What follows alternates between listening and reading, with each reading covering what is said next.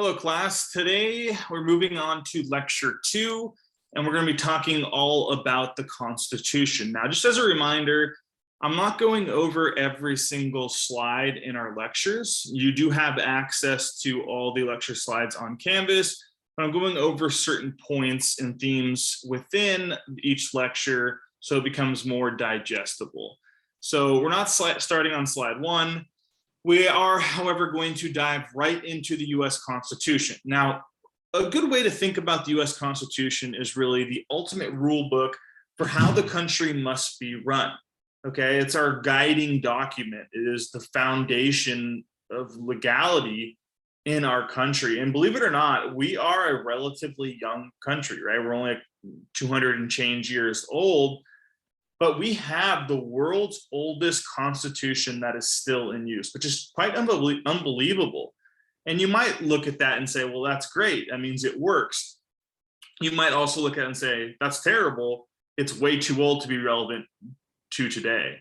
And that's a whole debate, originalism versus a living, breathing constitution. We will definitely get into that later. For now, though, let's talk more about the Constitution. What else does the Constitution do? It details the relationship between the federal government and its states. We call that federalism. Every state has its own legislature, its own executive and the governor, its own court system. The Constitution sets some parameters in the 10th Amendment Supremacy Clause. Again, we'll get to that later, on what power goes where. It also divides power, governmental power, between 3 branches of government. And it explains how itself the Constitution can be changed through the amendment process. Now, the Constitutional Convention took place in 1787. The Constitution wouldn't be ratified until 1788. I'm not going to ask you to remember those dates for the test, but you should know that our governing Constitution was ratified in 1788. Just good knowledge to have. And some of the issues they wanted to solve with the Constitution, this goes back to our last lecture, actually, is they wanted to fix some of the issues with the Articles of Confederation. Now, hopefully you remember what those issues with the Articles of Confederation were. Essentially, to boil it down, too weak of a federal government, okay? So they wanted to fix those problems, create a stronger central government while still preserving the rights of individual states, and also creating a viable democratic government, quite a revolutionary concept at the time in 1788. Now, it wasn't as if they got together and magically came up with the world's longest lasting constitution. There was some negotiation, there was some trial and error. Now, there was 3 notable plans that I'd like you to know. First, the Virginia plan, then the New Jersey plan, and ultimately they would settle on the Connecticut Compromise. So let's briefly go over each of these plans, starting with the Virginia plan. What I want you to know, there's a lot more to it than this, and that's in the book. In your textbook, I recommend reading. But the main idea I want you to know behind the Virginia plan was they wanted what we call a bicameral legislature that was based on population in both chambers. So let's break this down. What does bi mean? Bi means 2. Bicameral means they wanted 2 houses in Congress. Legislature means Congress, okay? And they wanted each of those houses to be based on population, meaning the more people that lived in your state, the more representation you would get in each house of Congress. Now ask yourself real quick, why would they want that? The answer is, at the time, Virginia was a very populous state. So they wanted representation to be based on population because they get a lot of seats. So somewhat serving their own self-interest, okay? Now, another note, bicameral legislature, again, meaning 2, we have a bicameral legislature today. We have the House of Representatives and we have the US Senate. That's our bicameral legislature. So that's the Virginia plan. You might also call it the large state plan. Now, of course, small states were not happy about this because they say, we're going to get screwed. We don't have a lot of people. That means we're not going to have representation in either the House or the Senate. So they counter with a unicameral legislature, meaning only 1 house in Congress, and every state, regardless of population, gets 1 seat, fair for everybody. So they like this idea because they New Jersey, states like New Jersey had small populations, but they still wanted equal representation. So let's say, let's forget the bicameral legislature. Everyone gets one seat regardless of population. Now, of course, the large states hate this because they feel that because they have a bigger population, they should have a bigger say in Congress. So they're fighting, they're bickering, they're drinking, and they eventually come up with what is known as the Great or Connecticut Compromise. Okay. Now, here's what they take from the Connecticut Compromise. They keep the idea of a bicameral legislature, and essentially they just combine both the previous plans we discussed. Okay, they just take both of them and kind of mash them together. So they have two houses. Now, the House of Representatives, as you'll see on this slide, will be based on population. So that's a win for big states. The more people you have in your state, the more representation, the more seats you get in the House of Representatives. And the Senate, on the other hand, the more powerful House in Congress, every single state will get two. So no matter how populous or unpopulous your state is, you get two seats, okay? And this is the system that we have today, guys.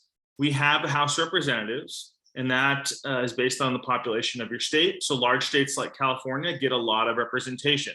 California has a ton of electoral seats. I'm sorry, electoral as well, but a ton of House of Representative seats. California has 53 House seats and 2 Senate seats because a lot of people live here. If you go to a state like, let's say North Dakota, they don't have a lot of House seats, right? I think they only have 1 House of Representative seats. So 53 versus 1.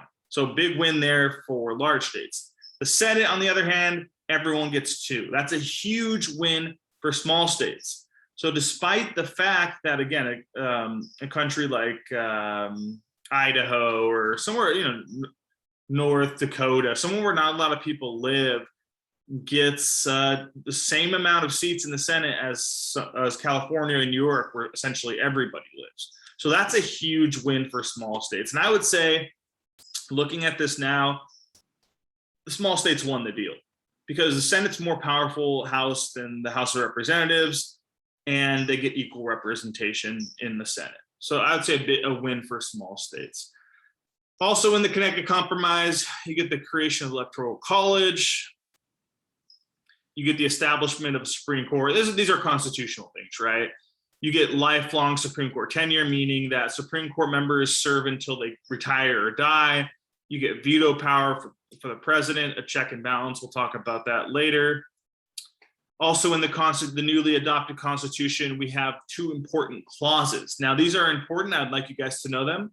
The Supremacy Clause and the Elastic Clause. Again, these are things that are adopted into our newly founded Constitution in the Constitutional Convention of 1787, which would eventually be ratified in 1788. Let's start with the Supremacy Clause, okay? Because this is very important.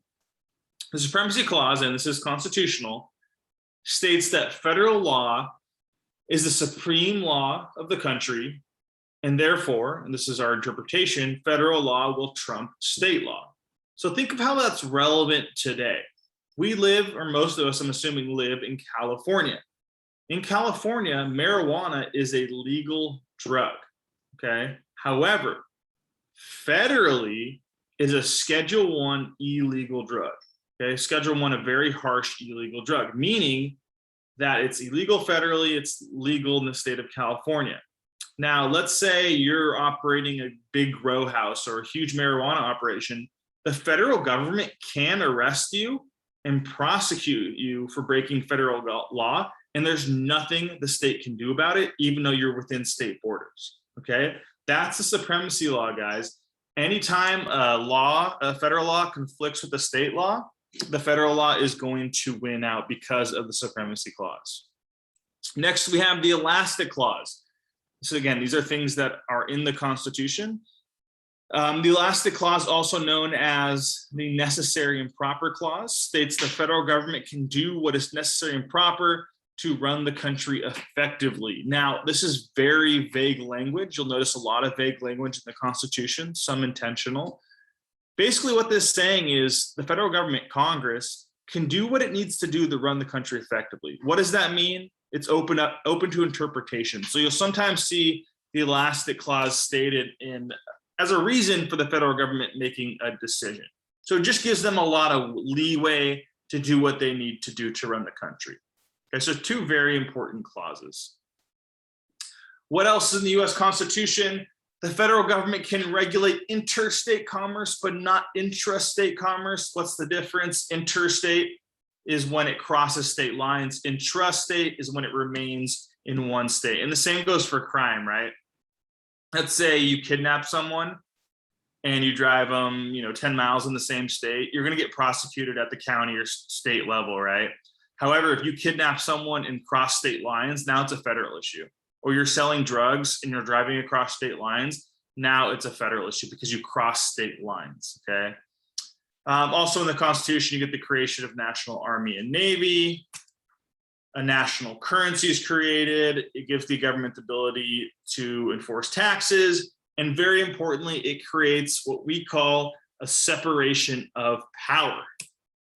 It creates these three branches of government: the executive, the legislative, and the judicial. Okay, let's go over those real quick.